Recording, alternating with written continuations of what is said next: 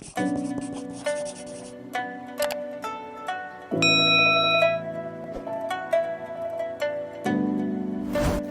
guys, welcome back to my channel. Hope you're all doing well and doing fabulous. So today I'm going to be doing 8 things I wish I knew myself as a young trans woman. So, number 1, if I could tell my younger self, it would be save money, don't spend it on crap. Save money for hormones, save money for surgeries, save money for things that are important to you for your transition. Whether it is tucking panties, whether it is buying silicone breast bra inserts, whatever you need or are going to need in the future for your transition, because transitioning is expensive. It is not cheap. Save your money as soon as you can. Save, save, save. Number 2, unfortunately, the harsh reality is you will lose friends and possibly even family members. And my advice to you is don't dwell on those people.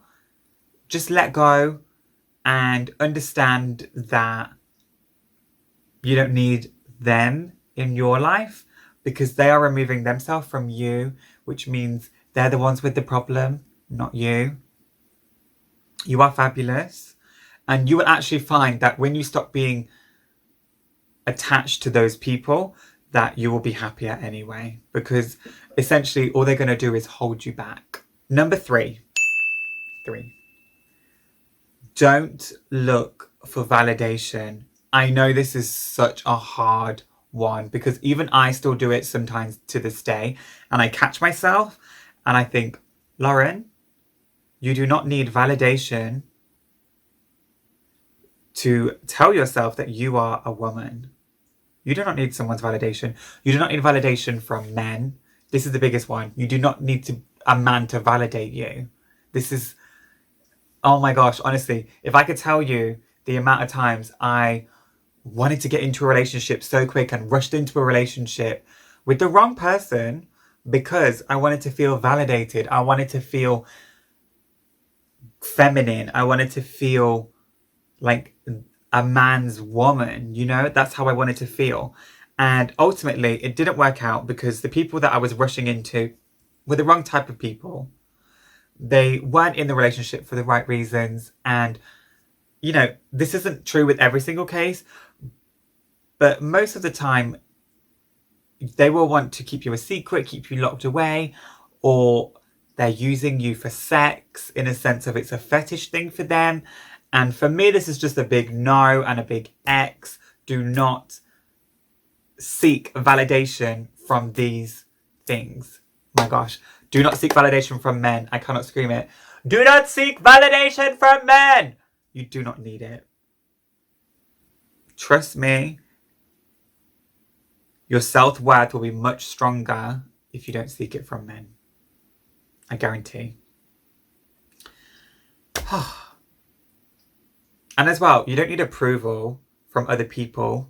You don't need to explain yourself to other people in the sense of, oh yeah, but I've done this, this and this, or I've done this surgery, that surgery, or I've taken this hormone, or I've done this, this and this the last few years to validate to other people that you are a woman, or you are a trans man. It doesn't matter. If you're a trans man, trans woman, you don't need to be validating this to strangers, to random people that you do not know, that either you do not care about, especially if you're in your workplace. Honey, no, they're not there. They're there for whatever service you're providing or whatever. They don't need to know this. That's up to you. And you do not need to feel like you have to validate their feelings to understand necessarily. It's your story. You can tell it to whoever you want. I'm all for educating and helping people, but sometimes it's just too much. And I hope you can understand that. Number 4 is jobs. Now, this is a tricky one because I can only speak from my experience as a trans woman living in the UK. I've heard stories from people living in USA, in America. I know that's the same place. And other places around the world that speak very openly about discrimination in the workplace. And yes, it's a real thing. 100% it's a real thing. And it happens to me less now than it used to. And you will find that certain industries discriminate more, which I was a little bit shocked at.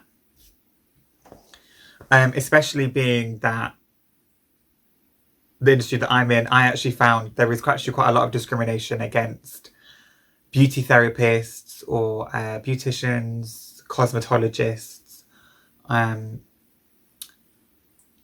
Even in the makeup world, on counters and things, there is still, you know, if you're like, for counters, if you're gay, fabulous, you got the job. If you're trans, and it's almost as if, you know, people are down with the LGB, but the T is still sort of, it's taking its time for people to accept. Again, this is just from my personal experience, and I can't speak for everybody, and obviously I'm not representing every single person, but discrimination in the workplace is real, and I will share this with you guys as well. I found it neon impossible to find a long-term job before I had facial feminization surgery. And once I had my facial feminization surgery, the job offers were easier to get. It was still hard because, I don't know, sometimes I feel the older I am, the harder it is to find a job necessarily that people will employ you. Like, if I could tell you the amount of interviews I have been for and the amount of like area managers and people that I have in my phone, their personal numbers, it's crazy. Like, when I used to work the counters, I'd speak to the girls from different counters and they'd be like, oh, blah, blah, my area manager, this and this. I'm like, oh yeah, let's just say a fake name. Claire. And they'd be like, how do you know? I'd be like, because I had an interview with her before. And I mean, occasionally there are a few brands that give you a chance, and I am super grateful for those brands. And it really does depend on who does your interview as to whether you get the job. Because if someone has a personal bias against you or against your communities and things, then it's hard. And for me personally, I made sure when I was at beauty school, when I was doing all of these things, I made sure I was overqualified. I worked hard and I got all the relevant qualifications that I needed. And I did extra qualifications. I did extra curricular activities. And I did a whole load of extra modules and diplomas to make sure that I was going to be in the best possible position to attain a job, essentially. Because, for an example, if I go into a job interview for, let's just say, a beautician's role I'm just going to say in a spa for now. Let's just say in a spa, right? I go for a beautician's job in a spa and they look at my resume or my CV and they see I've got my like levels 1, 2, 3 and 4 in beauty. Most people do level 2 and then they stop, or a lot of people go up to level 3, but not a lot of people go up to level 4. And I have a diploma in security, health and safety, and substance standards, and a load of other qualifications that are extra beyond the basic beautician qualifications for different treatments and different things like this, and numerous different product and brand training and numerous this and numerous that. And you put that against this, and then you put it against someone who just has a level 2 or a level 3. And that's not to say that to put them down, but I would like to think that the person that I need to think about this carefully, because the way I say this can be quite offensive to some people, and this is not how I want this to come across. But what I'm saying is the employer might look at me and say, these are her qualifications, these are their qualifications, and she is trans, they are not. And I feel that employers see all these problems in their mind thinking, oh, but what if customers have a problem? And what if we lose business? And what if we lose that? And sometimes they will just be like, yeah, you know what? It's not worth the risk, and put that person to the side who may be more than qualified for that job, more than qualified. Pick them up, put them to the side, and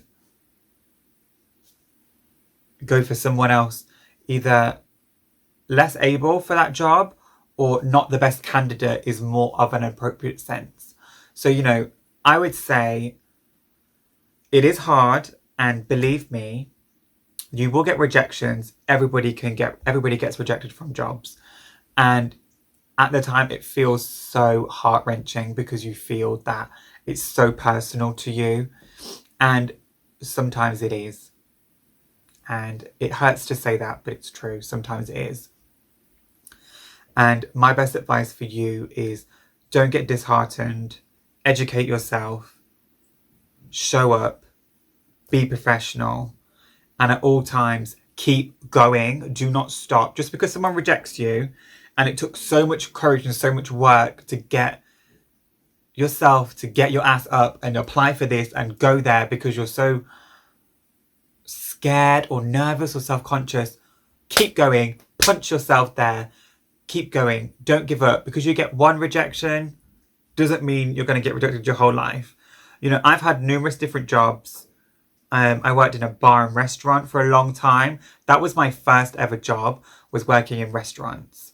And that was pre-transition and then also post-transition. And I think as well, look at the jobs that you're applying for and see if it's something that you really want to do. Because for me personally, what I've tried to do is go for jobs that I really want, that I know is going to be good for me. And have my fingers crossed that I get accepted. And if I get accepted, I know that where I'm at, I am accepted as a person.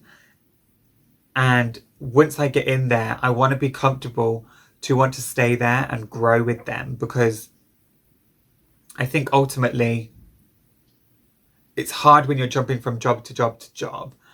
And for me, I like to have more of a settled feeling. And I definitely feel in my heart that I would rather work somewhere where I feel accepted and comfortable than somewhere that is not. I mean, obviously, you would take a job anywhere that you can get one that's offered. Absolutely anywhere you can get a job, take it.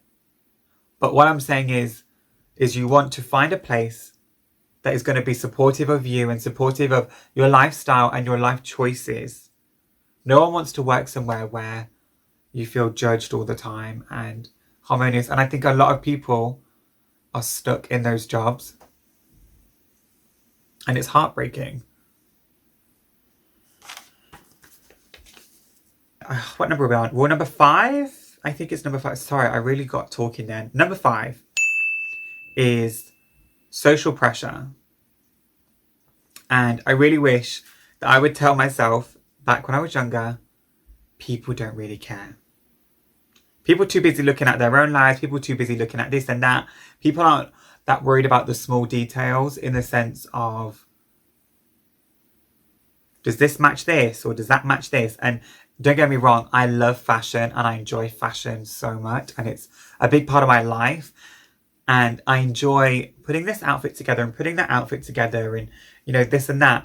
And it's fun and I enjoy doing that. But I used to be so paranoid and worried about, does this look right? Does this make me look like this?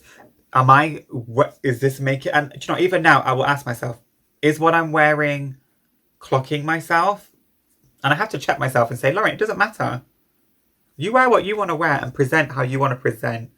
Most people are not bothered. They're too busy figuring out their own life. People don't care as much as we think they care, is what I'm trying to say. And yeah, you get those people that will be nasty and say comments and things like this because they got nothing else to do, and they think bringing you down is going to bring them up. But what it actually does is just bring them down, and you just stay the same. Because if their opinion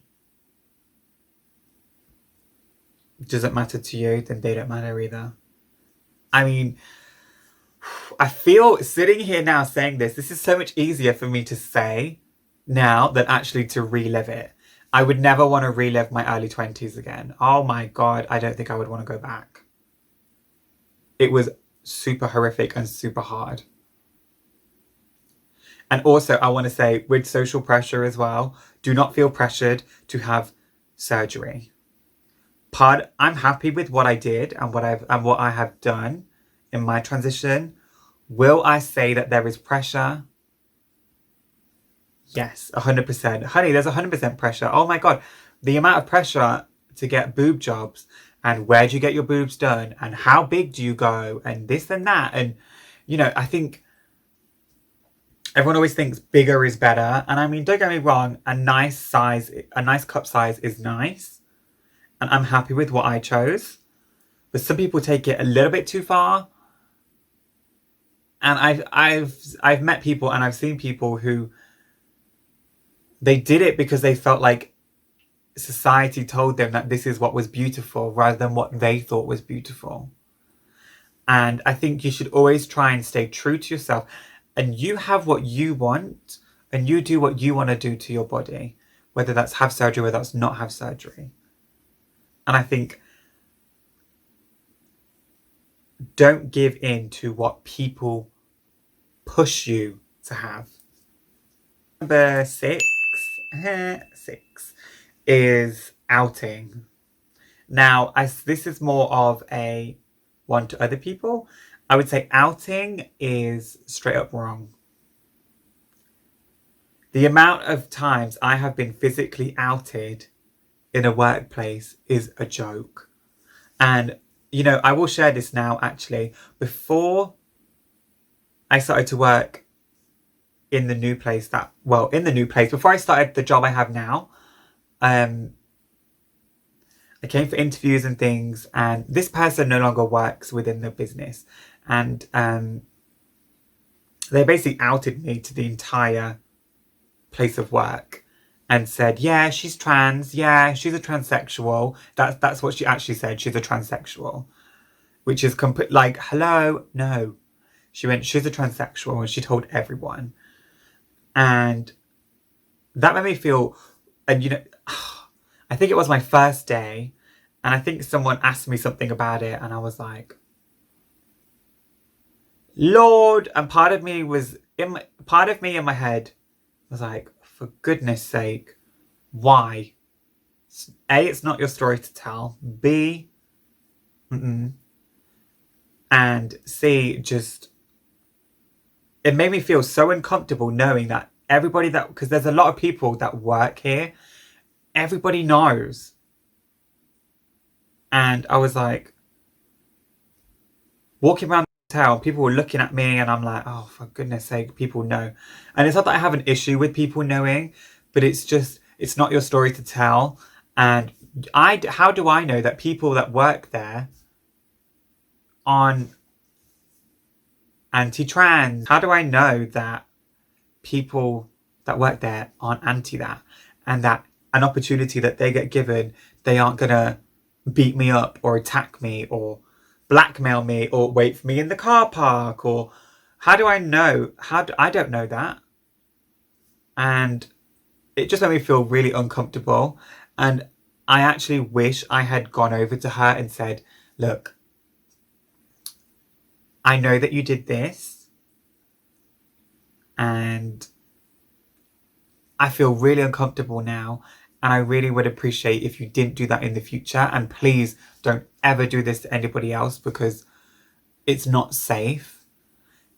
And at the time, I just ignored it and pretended like she didn't do it. And now when I look back, I really wish that I had stood up for myself, but also spread a message that that's not okay. Part of me was afraid, and part of me still does get afraid sometimes, but every day is a learning curve, and we're always trying to learn and progress. But yeah, I would say, don't be afraid if someone misgenders you, outs you, says something that's not okay. Don't be afraid to say, that's not okay, or, oh, my name is Lauren. not whatever. Or, oh, I actually prefer they, them. Or, oh, I actually prefer whatever you want to correct someone on, if you get what I'm saying. And you just need to say it once, quickly, politely. And I used to never do that. And now I do it. And I notice more of a change in my surroundings. So almost where before I would feel a little bit like, oh, now I feel comfortable more so in my surroundings because the people that are around me as well, almost, it's not about setting like a harsh boundary and being really aggressive with it. It's just about letting people know what you are and what you aren't comfortable with. Number 7 is do not feel like you have to answer everyone's questions. It's up to you. You don't have to answer it. You don't have to talk about it. People want to ask you a personal question. It's not their business. You don't have to answer them. You can just say, I'm uncomfortable. I don't want to talk about it. Or you can just say, oh, I don't know. You can hit them back with a personal question themselves or something. But either way, you don't have to answer people's personal intrusive questions. You don't owe them anything. You don't have to tell them. Anyway, this video, again, it's something that I really want to try because I've decided that I really want to try and elevate my platform to more than just makeup and like silly videos. I want to put some educational stuff out there that I feel can really help my community. So I hope you enjoyed this video, and until next time, I will see you soon. Bye, my loves.